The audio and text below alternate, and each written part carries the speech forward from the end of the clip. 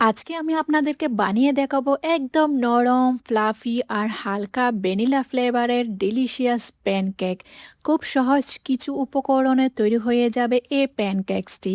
সকালের নাস্তায় হোক বা বিকালের নাস্তায় হোক, এই প্যানকেক একবার বানালে আপনারা বারবার খেতে ইচ্ছে করবে ইনশাআল্লাহ। আসসালামু আলাইকুম everyone, welcome to Mehnus mom's kitchen. বাচ্চাদের টিফিনের জন্য বা সকালের নাস্তার জন্য এইরকম সফট নরম তুলতুলে প্যানকেকসটি আপনাদেরকে একদম সহজভাবে তৈরি করে দেখিয়ে দিব। তার জন্য একটি মিক্সিং বলে আমি দুটো ডিম ভেঙে নিয়েছি। প্রথমে একটি নিয়ে নিলাম, তারপর আরেকটি ডিম ভেঙে দিয়ে দিয়েছি। কেন জানি না, আমি ডিম ভাঙার সময় আমার ডিমের কুসুমটা কেন ভেঙে যায় আমি জানি না। তারপর এখানে আমি হাফ কাপের মতো চিনি দিয়ে দিয়েছি। যদি মিষ্টি আরও বেশি পছন্দ করেন তাহলে হালকা একটু বাড়িয়ে দিবেন। 1/4 টিস্পুনের মতো লবণ দিয়ে দিয়েছি। লবণটি অবশ্যই মিষ্টি খাবারে দেওয়ার চেষ্টা করবেন।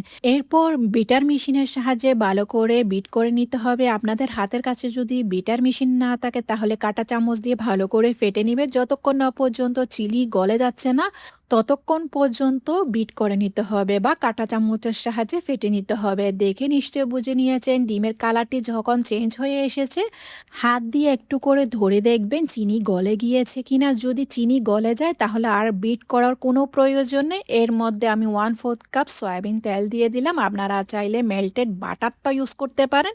যেহেতু ভ্যানিলা প্যানকেকস তার জন্য এখানে 1 টিস্পুন ভ্যানিলা এসেন্স বা ভ্যানিলা এক্সট্রাক্ট দিয়ে দিলাম। 1 কাপ তরল দুধ দিয়ে দিয়েছি। এই দুধটাকে আমি প্রথমে জাল করে নিয়ে পুরোপুরি ঠান্ডা করে নেওয়ার পর তারপর দিয়ে দিয়েছি। 2 কাপ এখানে আমি ময়দা নিয়ে নিলাম। ময়দাটাকে অফ ক্যামেরায় আমি চেলে নিয়েছি। অবশ্যই চেলে নেওয়ার চেষ্টা করবেন। 2 টেবিল স্পুন আমি গুঁড়া দুধ দিয়ে দিলাম। গুঁড়া দুধ দেওয়ার কারণে প্যানকেক হয় অনেক সফট নরম তুলতুলে।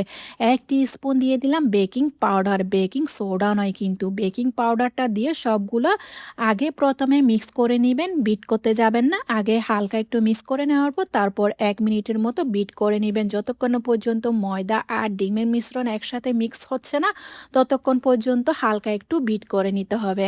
যদি আপনারা বিটার মেশিনের সাহায্যে করতে না চান তাহলে উইক্সের সাহায্যে ভালো করে মিশিয়ে নিতে হবে। মিশিয়ে নেওয়ার পর থিকনেসটা ঠিক এমনই রাখতে হবে। দেখে নিশ্চয় বুঝে নিয়েছেন ব্যাটারের ঘনত্বটা এমনই রাখবেন। যদি ব্যাটারটা পাতলা হয়ে যায় তাহলে প্যানকেকগুলো একদমই সুন্দর হবে না, তাওয়াতে দেওয়ার সাথে সাথে সব জায়গায় ছড়িয়ে পড়বে। তার জন্য ব্যাটারটা এমনই রানি রানি রাখবেন, হালকা একটু ঘন। এরপর আমি এটাকে 10 মিনিটের জন্য রেস্টে রেখে দিয়েছি। 10 মিনিট পর আমি প্যানকেকগুলো তৈরি করব। তার জন্য আমি আজকে লোহার তাওয়াতে প্যানকেকগুলো তৈরি করার জন্য লোহার তাওয়াটা বসিয়ে দিয়েছি। আপনারা চাইলে নন স্টিক ফ্রাই প্যানও এর প্যানকেকগুলো তৈরি করে নিতে পারেন। আজকে আমি লোহার তাওয়াতে তৈরি করে দেখিয়ে দিব। তার জন্য সামান্য পরিমাণ তেল ব্রাশ করে নিয়েছি। ভালো করে তেল ব্রাশ করে নেওয়ার পর একটি টিস্যু পেপারের সাহায্যে মুছে নিয়েছি। মুছে নেওয়ার পর এখানে বড় চামচে 1 চামচের মতো প্যানকেকের ব্যাটারটা দিয়ে দিলাম। ব্যাটারটা দিয়ে আর এখানে ঢাকার কোনো প্রয়োজন নেই বা ঢাকনা দিয়ে ঢেকে রাখার কোনো প্রয়োজন নেই। এভাবে একদম চুলার আঁচ লো করে দিয়ে বসিয়ে রাখবেন। এক পাশটা হয়েছে কিনা হালকা একটু চেক করে দেখবেন, কালারটি সুন্দর হয়েছে কিনা। তারপর আলতো হাতে উল্টে দিবেন। উল্টে দেওয়ার পর অপর পাশটাকেও এভাবে চুলার আঁচ লো করে দিয়ে বসিয়ে রাখবেন। অপর পাশটা কালার চলে আসলে প্যানকেকগুলো চুলা থেকে নামিয়ে নেবেন। এই পর্যায়ে আপনাদেরকে একটি কথা বলে রাখি, যতবার আপনারা প্যানকেকগুলো তাওয়াতে দিবেন ততবার তেল ব্রাশ করে নেওয়ার পর মুছে নেবেন। প্যানকেকের ব্যাটারটা ছাড়ার সময় উপর থেকে ছাড়বেন, একদম নিচে থেকে ছাড়তে যাবেন না। আমার দেখানো মতো ব্যাটারটি দিয়ে এভাবে বসিয়ে রাখবেন যতক্ষণ না পর্যন্ত কালারটি আসছে না আপনার পছন্দ মতো। আর যদি তাওয়া বা ফ্রাই প্যান অতিরিক্ত গরম হয়ে যায় তাহলে চুলা বন্ধ করে দিয়ে তাওয়াকে একদম টেম্পারেচারে এনে ঠান্ডা করে নেবেন। তারপর প্যানকেকগুলো ছাড়তে যাবেন। তাওয়া গরম অবস্থায় প্যানকেকগুলো দিতে যাবেন না, না হলে পুড়ে যাওয়ার সম্ভাবনা থাকবে, কালারটিও আসবে না। তাই যতবার আপনারা প্যানকেক দিবেন ততবার তাওয়ার টেম্পারেচারটা একদমই লো করে দিবেন। তাওয়াকে হালকা একটু ঠান্ডা করে নেবেন। প্যানকেকসগুলো খাওয়ার জন্য একটি মজাদার সস তৈরি করব। তার জন্য চুলায় একটি ফ্রাই প্যানে 4 টেবিল স্পুনের মতো আমি বাটার দিয়ে দিয়েছি। বাটারটাকে এভাবে বসিয়ে রাখবেন।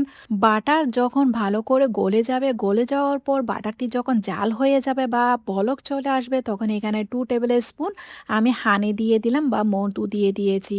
আপনারা মধুর পরিবর্তে চিনিও দিতে পারেন 2 টেবিল স্পুনের মতো। এরপর এখানে 2 টেবিল স্পুন আমি নেসলে ক্রিম বা আপনারা ডানো ক্রিমটাও ইউজ করতে করতে পারেন। দিয়ে অনবরত নেড়ে চেড়ে একটি সস তৈরি করে নেবেন।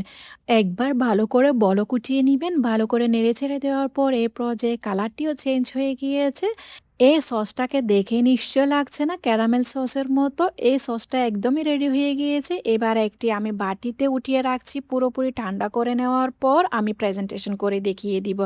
প্যানকেকসগুলো আমি প্লেটে নিয়ে নিলাম। তারপর এখানে আমি কিছুটা বাদাম গুঁড়ো দিয়ে দিলাম উপর দিয়ে সুন্দরের জন্য।